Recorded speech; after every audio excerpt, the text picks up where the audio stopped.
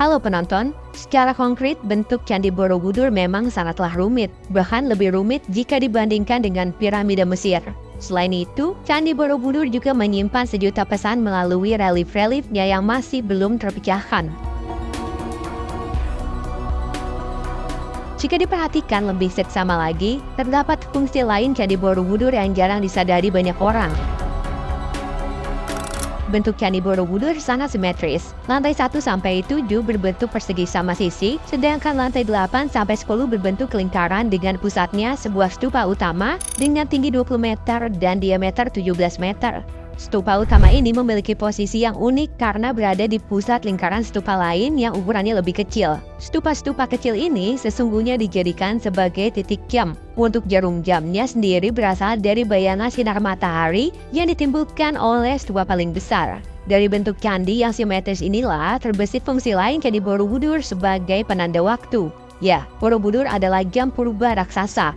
Keakuratan jam purba ini pun sangat tinggi karena pola bayangannya dicocokkan atau dibuat ketika hari equinox. Equinox sendiri adalah momen ketika matahari tepat berada di atas khatulistiwa.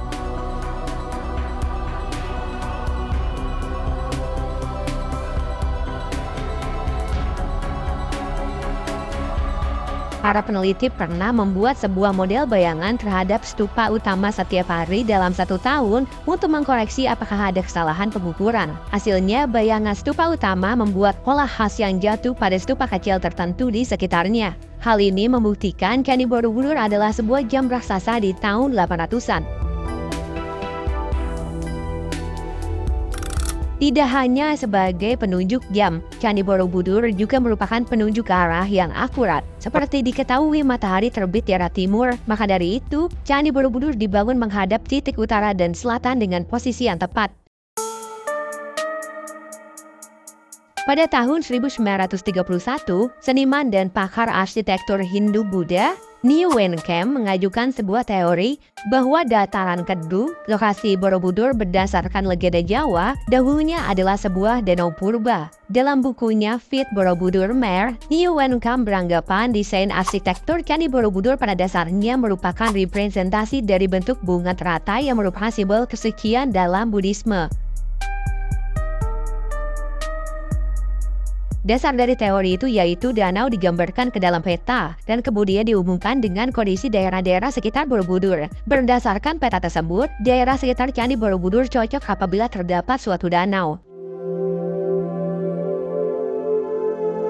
Niu Wen Kem memperkirakan bahwa bahan-bahan hasil letusan Gunung Merapi dapat saja mencapai kaki pegunungan Menore sehingga terjadilah suatu pembendungan.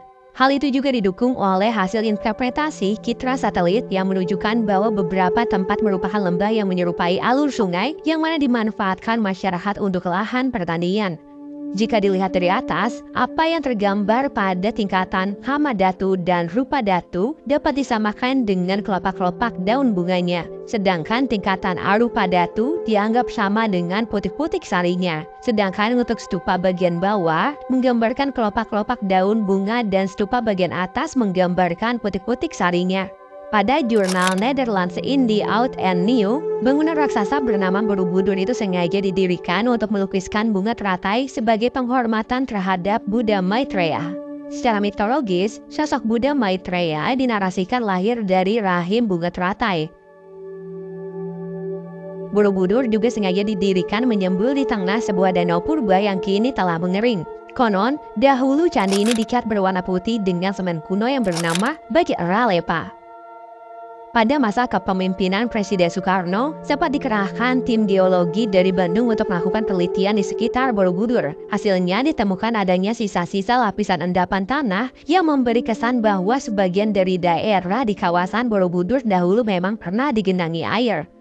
J.J. Nosin dan Cesar Fout juga pernah memaparkan hasil riset mereka pada tahun 1986.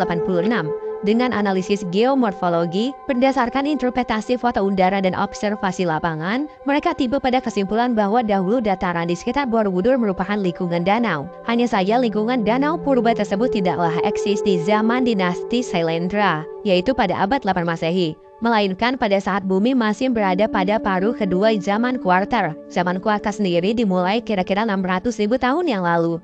Dilansir dari ugm.ac.id, Danau Purba itu ada sekitar 10.000 tahun yang lalu dan memiliki lebar 8 km. Danau tersebut hilang akibat proses pendangkalan.